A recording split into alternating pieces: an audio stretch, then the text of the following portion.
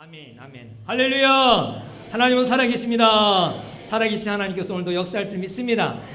하늘 복 많이 받으세요. 옆 사람에게 인사하세요. 하늘 복 많이 받으세요. 하나님은 살아계십니다. 네, 오늘이 맥주 감사주일입니다. 맥주 감사주일. 네, 감사의 날이죠. 여러분 그리스도인들은 밥 먹기 전에 기도하나요? 밥 먹은 다음에 기도하나요? 네, 왜 밥 먹기 전에 기도합니까? 밥 먹고 나서 맛있으면 기도하고 맛이 없으면 그냥 기도하지 않으면 되잖아요. 근데 왜 이렇게 그 집에서 아내가 또 아니면 이렇게 차려주면 먼저 차려준 사람도 고맙지만은 이 양식을 주신 하나님께 먼저 감사를 해요. 물론 이 맛이 짠지 단지 맛이 있는지 없는지는 알 수가 없지만 미리 감사 기도하고 밥을 먹습니다. 혹시 밥 먹고 난 다음에 기도하는 사람 있어요? 물론 깜빡 잊어버리고 밥 먹다가 늦게서야 하는 사람도 있겠지만 오늘도 우리 목자 목녀들이 아주 정성을 모아서 오늘 맥주 감사주일이라고 또 이렇게 식사를 준비했습니다. 여러분 먹기 전에 꼭 어떻게 돼요? 감사부터 하기 바랍니다. 이거를 주신 하나님께 감사합니다 해야지 먹은 다음에 내가 맛 보고 나서 기도해야겠다, 감사 기도해야겠다, 그런 분은 없을 것입니다. 인생도 마찬가지입니다. 바로 우리가 뭔가 인생을 살아본 다음에 감사하는 것이 아니라 미리 감사하는 것입니다. 그래서 성경에는 범사에 감사하라. 할렐루야. 우리가 살아보지 않았지만 내일에 의해서 오늘 아침에도 하나님께 감사 기도를 하고 시작을 합니다. 오늘이 맥주 감사주일인데 바로 6개월 동안 하나님 지켜주신 것을 감사하면서 앞으로 6개월 동안 하나님이 지켜주실 것에 대한 감사가 맥주 감사주일입니다. 그래서 우리 오늘도 감사합니다 한번 외쳐봅시다. 감사합니다. 감사합니다. 네, 뭘 감사하는가요? 네, 앞으로 6개월 2018년도에 살 것을 감사하는 겁니다. 할렐루야. 지나온 과거에 대해서 감사가 아니라 앞으로 살아갈 거에 대해서 우리에게 하나님은 신실하시기 때문에 하나님이 예비한 것은 좋은 것을 준비해 주시기 때문에 그분에 대한 감사하는 날이 오늘 맥주 감사주일입니다. 오늘 또한 맥주 감사주일뿐만 아니라 오늘이 오순절입니다. 교회 원력을 보면 오순절, 구약의 성경 오순절. 오순절은 초대교회 때 성령이 강림하는 날입니다. 그래서 120문도가 성령을 받고 그리고 교회가 시작이 됐습니다. 다시 말하면 오늘이 교회 시작의 날이기도 합니다. 신약교회 시작 날이 바로 맥주 감사절 날입니다. 그래서 오늘 교회 시작이기 때문에 우리가 교회를 사랑하고 교회를 정말 다시 한번 기억하는 날이 되기를 바랍니다. 요즘에 계속해서 제가 교회에 대해서 얘기하죠. 한번 옆 사람하고 교회를 사랑합시다. 앞뒤 사람에게 교회를 사랑합시다. 할렐루야. 네, 오늘 저는 교회에 대해서 세 번째로 설교합니다. 여러분이 정말 예수 그리스도를 알고 예수 그리스도를 믿은 다음에 인생의 문제를 해결받기 위해서는 교회가 든든해야 됩니다. 교회가 든든할 때 문제가 해결이 되는 것입니다. 만약에 든든하지 않는다면 문제가 해결이 아니고 꼬입니다. 인생도 꼬입니다. 그래서 교회가 든든할 때 우리의 마음에 또 아니면 사회에서 가정에서 어려움을 교회에 와서 든든한 교회에서 든든함을 얻어서 이길 수가 있는 것입니다. 교회가 든든하게 되려면 교회에 대해서 잘 알 필요성이 있습니다. 그래서 이미 설교했지만 교회의 본질이 뭐냐? 교회의 본질은 잘난 사람, 똑똑한 사람, 지식 많은 사람, 그리고 잘 나가는 사람이 오는 곳이 아니라 못나고 못되고 성질이 개팍하고 치료받아야 할 사람이 오는 곳, 바로 교회는 병원이다 했습니다. 교회는 병원인 것입니다. 그래서 상처받고 고통받고 약하고 사람들에게 왕따당하고 버림받은 자들이 와서 치유받고 하나님 앞에 새롭게 사는 것이 바로 교회인 것입니다. 교회의 본질, 또 교회 존재의 목적이 뭐냐? 지난주에 말씀드렸습니다. 왜 교회가 존재해야 되느냐? 바로 이 치료받은 사람을 그냥 놔두는 게 아니라 바로 예수님을 닮게 하는 것, 예수님을 생각하고 예수님의 생활 방식을 따라가고 예수님이 어떻게 살았는지 그거에 대해서 예수님을 닮아가는 제자 삼는 것이 교회인 것입니다. 왜 여기 자리에 앉아 있느냐? 예수님을 닮기 위해서 이 자리에 와 있죠. 만약에 여러분이 부처를 닮기 위해서 왔다면 잘못 찾아왔습니다. 절간에 가셔야 부처님 닮아갑니다.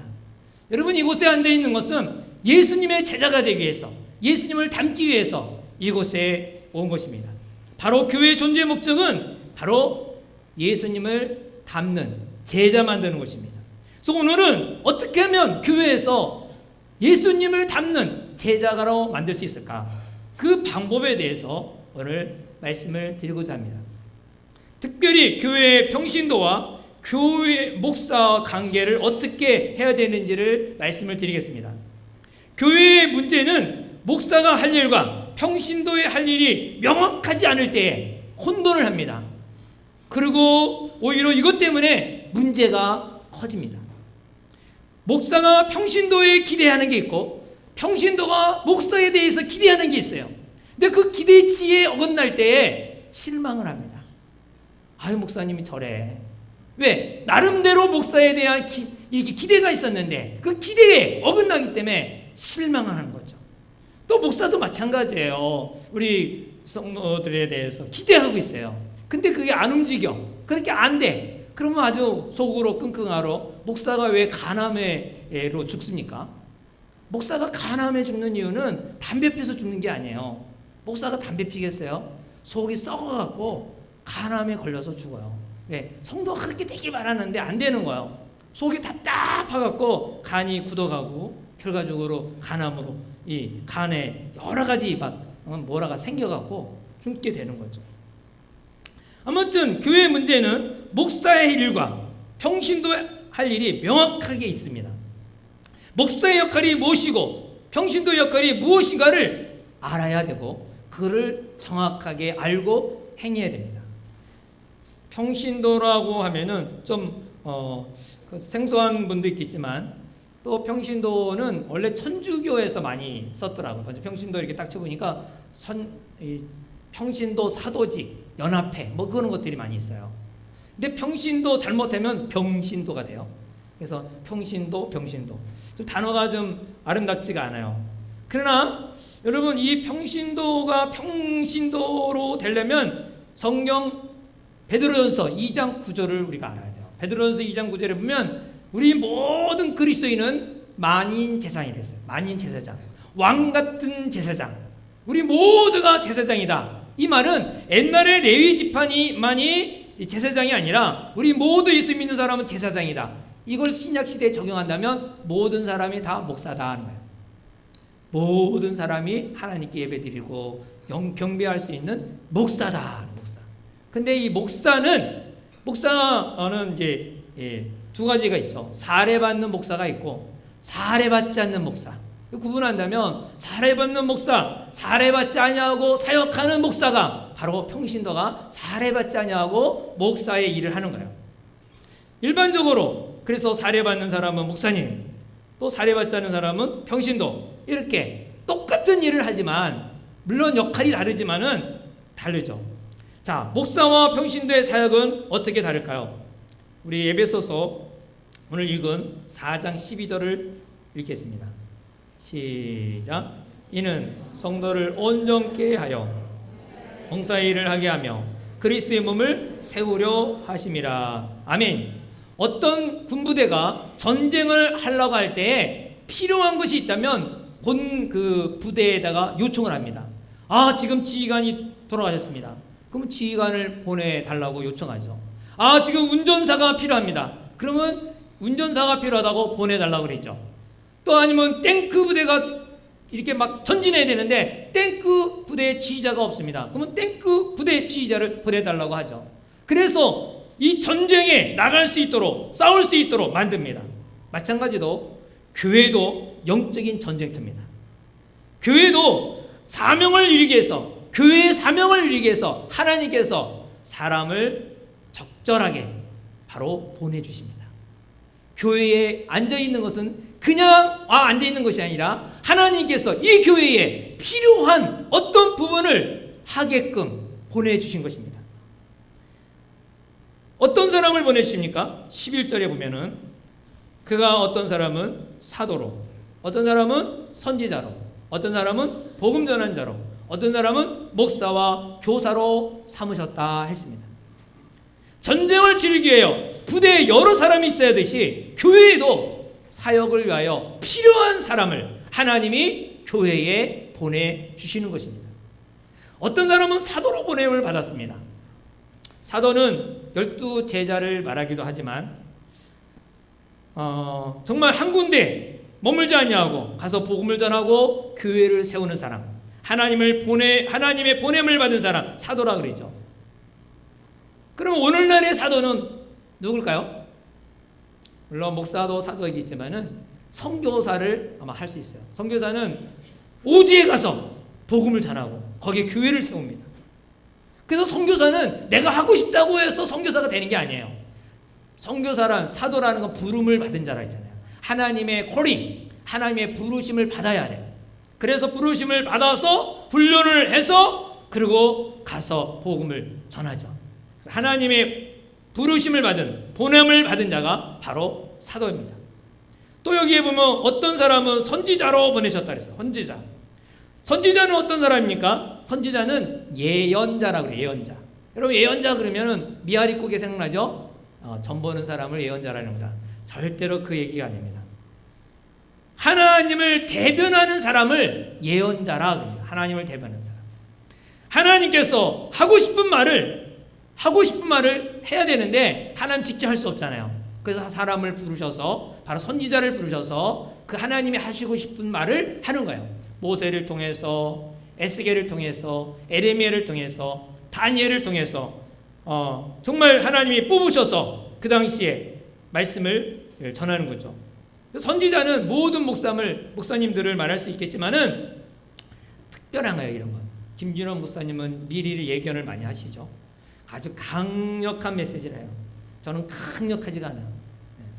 또 강력하게 목사님, 길거리 전도자인 김용 목사님 있어요. 여러분이 아마 유튜브에 김용 목사님 보면 얼마나 강력한지. 제가 천보산 기도원에 갔는데 얼마 전에 거기에 집회에 오셨어요. 강사로 오셨는데 막 사람의 마음을 휘파요. 목사인데도 눈물을 흘리며 탕속하면서 막 기도할 수밖에 없어요. 왜냐면 하나님의 자녀가 하나님 말씀에 어긋난 삶을 살고 있을 때에 하나님께서 선지자를 통해서 사랑하는 자기 백성을 고치려고 선지자를 보내주신 것입니다. 또 어떤 사람은 복음 전하는 자로 주셨다 했어요. 복음 전하는 사람은 누굽니까? 바로 헬라어에는 이 영어나 헬라어 같아요. 이 복음 전하는 자는 복음을 전하는 사람을 말하는 거예요. 안 믿는 사람에게 복음을 전하는 사람, 예수를 믿도록 하는 거예요. 이 부흥 목사님. 지난번에 우리가 12주 동안 이 전도를 했는데 아마 그 가족 세트 전도하시는 박영수 목사님은 복음 전하는 자를 하나님이 부르신 것 같아요. 그분은 무당한테도 가서도 문 열고 들어가서 머리에 손을 얹고 그리고 예수 그리스도를 전하고 따라서 기도하고 예수 영접시키더라고요. 또 세차장에서 막 세차를 하고 있는 경찰한테 머리에 딱 손 얹고는 그리고 따라서 하라고 예수를 영접시키는 거야. 자전거 타고 막 생각나는 사람 스톱 쓰고 어떻게 자전거 타고 가는데 막 달려가는데 하는지 모르겠어. 스톱해요. 그리고 머리를 내밀고 그리고 거기다가 예수 전하고 예수 영접시켜. 이건 아주 거기서 예수를 따라하고 뭐 차 가는 사람도 그렇고 정말 놀라운 하나님 복음 전하는 자로 부르신 것이죠. 1분 만에 예수 그리스도를 영접하고 믿겠다고 고백하는 거예요. 복음 전하는 자로 안 믿는 사람에게 예수 그리스도를 전해서 복음을 전하는, 복음을 이해하게 하고 예수를 영접하게 하는 사람. 또 어떤 사람은 목사와 교사로 부르셨다 했어요. 이 목사와 교사는 언어에 보면은 하나입니다. 하나. 여러분 그 삼위일체 아마 중학교 때 배우신 분 있죠? 보면은 프렌드와 티처가 있는데 a friend and teacher와 a friend and the teacher와 차이점이 있죠. 바로 a friend, the teacher는 친구인 사람 하나와 또 교사인 사람 하나가 있고 a friend and teacher 그러면 친구이면서 교사 한 사람을 말하는 거예요. 바로 이 목사는 말씀을 전하는 자, 말씀의 은사를 가진 사람, 바로 한 사람을 말하는 거죠. 바로 목영에는 말씀을 가르치기 때문에 말씀으로 양을 치라고 목사와 교사로 부르셨다는 거예요. 목사 따로 교사가 아니라 목사이면서 교사로서, 목사는 그러니까 말씀을 전하는 자로 부르신 거죠. 다시 말하면 목사는 전문 사역자라는 거예요. 전문 사역자. 또 목사는 말하는 사람이죠. 그렇다고 생각합니까? 네. 끄떡끄떡 해봐요. 목사는 목사가 되는 게 뭐 그냥 되는 거 아니잖아요. 벌써 대학교 4년 나오죠. 또 신학대학원 3년 나오죠. 저 같은 경우는 BA만 대학교 졸업한 4개가 있어요. 그리고 그 석사 하기만 해도 3개가 있고, 이 공부를 계속해서 꾸준하게. 예. 왜요? 잘 가르치려고, 잘 전하려고. 그런데도 못 전하는 게 좀 아쉽긴 하죠. 하여튼 잘 전하는. 왜냐하면 목사는 전문직이라는 거, 전문직. 공부를 계속해야 돼요. 죽을 때까지. 하나님께서 말씀을 가르치는 은사를 가진 전문 사역자에게 교회를 맡긴 거죠. 교회 사역하라고. 교회를 주신 목적은 바로 12절에 있는 말씀입니다. 목사에게 역할이 바로 이 교회에 뭘 해야 되느냐? 바로 성도를 온전케 하고 성도에게 봉사의 일을 하게 하여 그리스도의 몸을 세우는 것이다. 하나님께서 교회를 목사에게 주신 목적은 바로 그리스도인들을, 교회의 몸을 온전히 세우기 위함이다. 교회의 몸을. 바로 교회에서 해야 할 일이죠. 그리스도의 몸은 무엇을 말하냐면 교회를 말합니다. 교회는 그리스도의 몸입니다. 교회는 인간의 단체가 아니라 인간의 조직이 아닌 것입니다. 교회는 살아있는 몸이다. 살아있는 몸이에요. 교회는 각 지체가 붙어있고 자라나는 유기체라 그랬습니다. 그래서 그리스도의 몸이다. 그리스도의 몸. 교회가 자라기 위해서는 어떻게 해야 되겠습니까? 바로 12절 다시 한번 읽어볼까요? 12절 시작. 이는 성도를 온전케 하여 봉사일을 하게 하며 그리스도의 몸을 세우려 하심이라. 아멘. 목사의 역할은 성도를 온전케 하고 성도를 온전하게 해서 봉사를 하게 하는 것이다. 목사는 평신도에게 봉사할 수 있도록, 사역할 수 있도록 해야 된다는 것입니다. 그 길을 열어줘야 돼요. 평신도가 봉사하는 일이 무엇입니까? 봉사라 생각하면 식당에 가서 열심히 접시 닦고 그리고 교회 청소하고 이렇게 아름다운 꽃꽂이, 참 누가 갖다 놓으신, 너무 좋은 거 갖다 놓으셨어요. 정말 감사하네요. 이렇게 꽃꽂이 하는 것, 이것으로 봉사라고 생각하는 분이 있어요. 여기에 봉사라는 단어는 디아코노스, 집사라는 말이에요. 집사의 사역은 디모데후서 3장과 또 디도서 1장에 나옵니다. 집사의 일을 하는 거예요. 집사의 일. 하나님의 교회는 교회가 되기 위해서 교회가 사역을 해야 된다는 것을 알려주고 있습니다. 목사의 역할은 뭐냐? 평신도가 사역할 수 있도록 한 분 한 분 은사를 발견하고 그 은사를 통하여 일할 수 있도록 분위기를 만들고 기회를 주는 것이 바로 목사의 역할이다. 왜 교회가 문제가 많으냐? 병원이라고 하면서 왜 치료가 안 되느냐? 왜 교회가 제자가 삼아야 되는 제자가 되지 않느냐? 바로 주님께서 교회를 처음 세워질 때, 이 오순절 교회를 처음 세워질 때에 분명한 역할을 만들어줬어요. 사도행전 6장에도 나오지 않습니까? 분명한 역할을 알았어요. 그 역할을 지키지 아니할 때 문제가 생기는 거예요. 하라는 대로 하면 문제가 없죠. 근데 하라는 대로 하지 않았기 때문에 문제가 생겨요. 지금은 이제 내비게이션이 있어갖고 내비게이션 딱 치면 그냥 쭉 가는데, 그전에는 저희가 초창기만 해도 내비게이션이 없을 때는 그냥 어디 누가 와서 식사하세요, 어디 오세요 그러면 딱 이제 그거 이제 어떻게 오라고 그래요. 귀담아 듣지 않아요. 지도를 보고 그러고 이제 막 가죠. 가다가 보면은 엉뚱한 데로 가는 거예요. 길이 이상하게 하고 막. 그래갖고 약속 시간에 제대로 못 가고 막 그래. 그럼 아내가, 여보 아까 뭐 잘 들어지, 그렇게 가야지 왜 이렇게 하냐. 근데 좀 차를 내려서 좀 물어보라 그래요. 꼭 차를 세워서 물어보래. 여러분, 남자분 그 차를 세워서 물어봅니까? 자존심이 있지.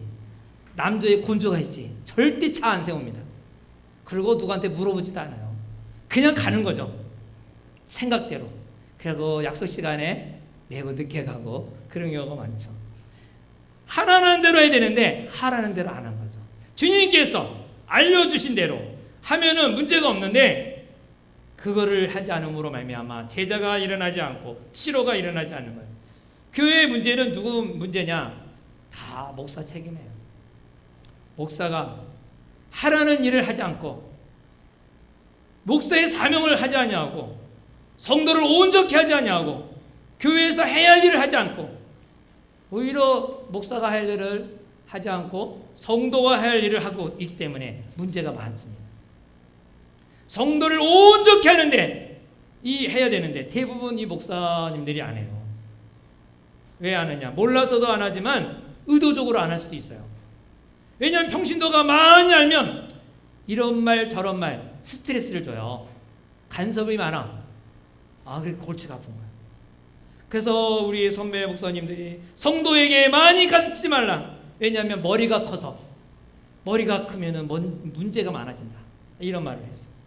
사랑하는 여러분, 하나님께서 교회를 어떻게 세워야 되는지 분명히 알려줬는데 그렇게 안 하면 하나님이 원하는 교회가 세워집니까? 성도들이 할 일을 목사가 하면은 그 어떻게 되겠어요? 그 결과는 성도가 사역할 기회를 잃어버리게 되고 성도가 할 일을 목사가 다 빼앗아 버리게 되는 거예요. 그렇게 되면 성도가 하나님 앞에 서서 하나님 앞에 보여줄 것이 없는 거예요.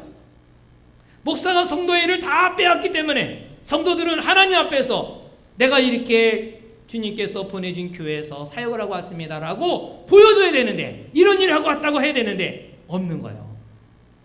교회에서 주님을 섬기는 것은 바로 교회 일이라는 것은 성도의 특권인 것입니다. 특권이라는 것은 나에게 주어진 특별한 권리예요. 성도에게 기회를 주었는데 그걸 안 하겠다 하면은 참으로 그분은 불쌍한 사람이에요. 어떤 분은 그래서 그냥 한 번 말해서 안 들으면 기회를 안 준다고 해요. 그러나 저는 한 번 말해서 안 하면 좀 있다가 다시 한 번 기회를 줘요. 좀 마음이 좀 여려서. 근데 그래도 안 한다. 그러면 안 해요. 왜냐하면 주님이 주신 사역을 싸구려로 만들면 안 되니까. 주님이 주신 사역을 얼마나 보배롭고 귀한 것인데 싸구려로 만들어서 억지로 뭐 그냥 하면 되겠어요? 우리에게 주어진 것은 너무나 값진 거예요. 그래서 목사의 역할은 얼마나 귀중한지 몰라요. 근데 저는 이 역할을 잘 모를 때는 왜 목사로 나를 부르셨는가? 돈 많은 장로로 부르지. 그래서 교회에 좀 이렇게 좀 봉사도 하고 또 구제도 좀 하고 선교도 좀 하고 그럼 얼마나 좋아.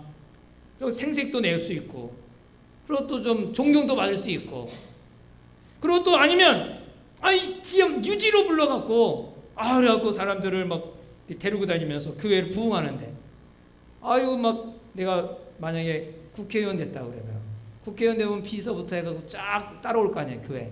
그럼 교회 자리가 꽉 채워질 거 아니에요. 할렐루야. 여러분 국회의원 한 분씩 나오기 바랍니다. 그럼 거기 밑에 있는 분들이 얼마나 많이 와요. 그래서 이 군대에서도요 사단장이 예수를 믿느냐 안 믿느냐에 따라 교회가 비어 있느냐 교회가 채워지냐 달라요. 사단장이 한번 딱 뜨면 거기에 있는 모든 보좌관들이 다 오고요. 그리고 거기에 있는 사람들이 다 그냥 쫙 와요. 근데 불교 신자다 사단장이. 그러면 아주 교회는 좀 완전히 초전박살나요. 불교에 막 꽉 차죠. 그래서 이 지역의 교회에 참 유지분들이 막 교회 다니면 교회가 아주 자리가 꽉 차여지겠죠. 그런 생각 저런 생각 많이 했어요. 이렇게 유명하지도 않고 잘나지도 않고 부족하고 연약한 나를 하나님의 사역자로 부르셨습니다. 정말 죄송하고 정말 마음이 아픈 일이죠. 그러나 그렇게 부족함에도 불구하고 하나님께서 나를 사역자로 삼아주시고 목사로 삼아주신 거 얼마나 감사한가. 죄송한 마음가지만 감사한 마음으로 감당하고 있습니다. 사랑하는 여러분, 우리가 주님을 섬길 수 있는 것은 특권입니다. 하나님께서 평신도에게 사역을 하면서 행복을 누리도록 주시는데 그 목사가 그걸 다 빼앗으면 되겠어요? 하나님이 원하는 교회는 평신도가 평신도의 역할을 하고 목사가 목사의 역할을 하는 것입니다. 이제 하나님이 원하는 교회가 되기를 간절히 소원합니다.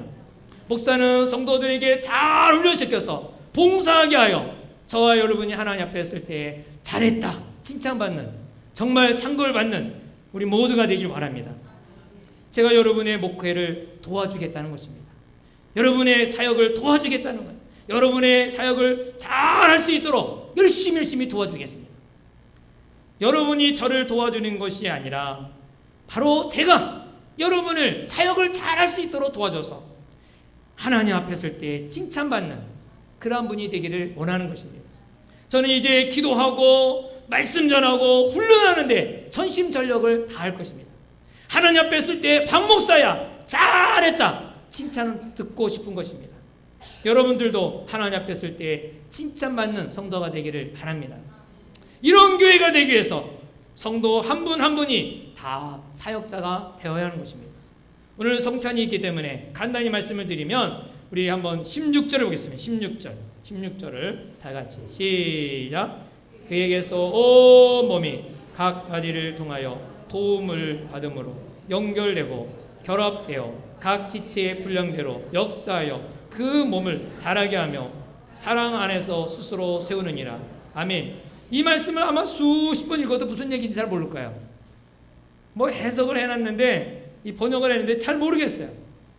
그러나 여기에 이게 특징적인 단어들이 나요. 온 몸이 각 마디를 통하여 각 지체의 분량대로 그 몸을 자라게 하며 사랑 안에서 스스로 세우게 하느니라. 그 몸이 뭐예요?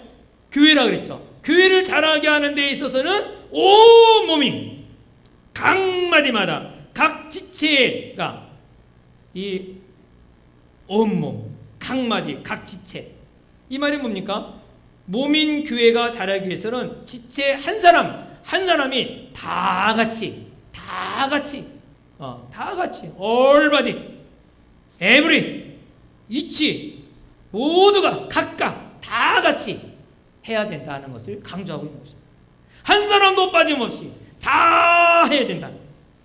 우리는 주님의 사역이 주께서 우리에게 주신 사역이 귀한 거로 여기기 바랍니다. 서로 도움을 주며 유기체로서 사역을 해야 하는 것입니다. 독불 장군은 없습니다. 모두가 온몸이 각각 다 같이. 그런데 일반적으로 교회 올 때 지금도 한 100여 명이 이렇게 앉아 있을 텐데 여러분이 다 사역할 수 없어요. 지금도 목사 혼자 설교한 자 있잖아요. 그 성가대 몇 분 이렇게 사역하고 반주자 사역하고 찬양대 사역하고 그리고 이제 성찬하는 분들 이따가 사역합니다. 또 안내하시는 분 이렇게 사역 제한돼 있어요. 그래서 700~800명 되는 교회에 과연 사역할 자리가 몇 개나 있는가? 주일날 와갖고 주일날 와서 700~800명이 와서 사역할 자리가 몇 개가 있는가 따져보니까 150개밖에 없다는 거예요. 150개. 그러면 550명은 사역할 자리가 없는 거예요. 그냥 앉았다 가는 거예요. 그러면 한 지체로서 한 몸으로서 역할을 하지 못한 것이죠. 그냥 앉았다 가는 거니까. 사실 그 교회만이 아니라 우리 교회도 아까도 말했듯이 얼마 안 되는 거예요. 기회가 없는 거예요. 자리가 없는 거예요. 그냥 앉아있다 가는 것밖에 없는 거죠. 한 지체라면 내가 교회 몸된 교회를 잘하는 데 있어서 성장하는 데 있어서 자리만 앉아있다 가는 게 아니라 뭐를 사역해야 되는데 움직여야 되는데 움직이는 것은 유기체니까 그래야 되는데 그냥 왔다 간다면 의미가 뭐가 있겠어요. 그래서 우리가 이러한 연합 예배도 아주 중요하지만 이제 목장에서 작은 교회 목장에서 8명, 15명이 모여서 사역하면 누구나 할 수가 있는 것입니다. 돌보는 사람은 한 사람은 막 돌보는 사역을 열심히 하고 돌보는 사람 가르치는 은사가 있는 사람은 그 사람은 또 가르치는 은사를 하고 겉면을 은사가 있는 사람은 겉면하고 물질적으로 넉넉한 사람이 도움을 줄 수 있는 사람은 물질로 계속 후원해주고 신년사를 가진 사람은 계속 기도해갖고 또 낫고 그러면 거기에 앉아있는 사람은 한 가지씩 다 사역할 수가 있어요. 온전한 교회가 되는 온전한 교회 온전한 유기체가 되는 거죠. 각각 다 사역할 수가 있는 거예요. 이것이 바로 하나님이 원하시고 주님이 원하시는 교회 바로 목장 모임인 가정교회인 것입니다. 한 사람 한 사람이 지체가 되어서 all every each 멤버가 되어서 모두가 사역하는 것. 다 지체가 붙어서 사역하는 것이죠. 이런 성도가 다 되기를 바랍니다. 이번 주 화요일부터 12주 동안 생명의 삶을 시작합니다. 이것을 통해서 구원의 확신을 가지게 하고 신앙 생활하다가 고민이 있고 문제가 있는 것을 서로 질문하고 대답하며, 그리고 자녀의 문제가 또 직장의 문제로 인해서 고민하는 사람, 이런 것을 같이 나눕니다. 성경을 읽어도 도대체 이해가 안 가는데 이 성경이 어떻게 읽어야 되는지 성경이 있는 방법도 가르쳐줍니다. 기도를 하고 싶은데 어떻게 기도하는지 모릅니다. 기도의 방법도 가르쳐 주십시오. 그런 사람 또 같이 기도의 방법도 가르쳐 드립니다. 그래서 모든 신앙의 기초를 다시 한번 세팅, 지금까지 있는 거 딜레이트 시키고 다시 세팅을 해갖고 다시 이제 출발하기를 바랍니다. 내가 한번 신앙생활을 멋지게 해서 하나님 앞에 쓸 때에 내가 멋진, 정말 칭찬받는 사람이 되겠다. 내 인생의 출발, 이제 시작하자는 것입니다. 훈련을 잘 받은 사람을 이제 사역의 자리를 드리고, 또 이들에게 훈련을 통하여 성경을 어떻게 가르칠 것인지, 설교를 어떻게 할 것인지, 신방 상담을 어떻게 할 것인지, 이런 것들을 하나하나 이제 같이 도와드리려고 합니다. 우리 교회가 부부가 25가정, 26가정입니다. 교회 출석하는 분. 남자 혼자 나오신 분이 18분 중에 9분이 나오고 있습니다. 여성 혼자가 나온 분이 36분 중에 33명이 나오고 계십니다. 실버가 38분, 싱글이 27분, 이렇게 참석하고 있어요. 그래서 저는 가만히 지금 묵상하면서, 지금도 목장들이 열심히 하지만 이제 한 10개월, 한 내년 한 3월경에 다시 한번 정리를 해서 훈련받은 사람 중심으로 해야 되지 않겠는가 하고 지금 기도하고 있는 것입니다. 그 중에 26가정인가 반 13가정을 뽑아서 한 가족씩 붙어갖고 남성 하나 더 붙이고 여성 3분 붙이고, 그래서 한 목장이 한 8명, 실버까지 합치면 한 11명 이렇게 됩니다. 그래서 아무튼 싱글도 27명이면 3개 목장을 해서 한 16개 목장이 내년 3월부터 재정립을 해서 출발하고자 합니다. 잘 돌보는 목양할 목자 16명, 잘 돌보고, 하여튼 목자들을 하여튼 몇 명이 안 되지만 잘 돌보고, 섬김의 은사는 있지만 가르치는 은사가 없는데 가르칠 수 있는 사람 또 16명, 또 이게 분가하기 위해서 준비된 예비 목자를 또 하고, 그래서 16명, 16명, 48명이 세워지기를 기도하고 있습니다. 이번 훈련을 통하여 48명이 내년 8월부터 다시 세팅해서 출발한다면 놀라운 역사가 일어나지 않을까 기대가 됩니다. 하나님 앞에서 몸된 교회를 사역하는 것에 대해서 감사하고 또 감격하고 사역에 도울 수 있는 사명자가 되기를 저는 기도하고 있습니다. 지금까지도 열심히 하고 있습니다.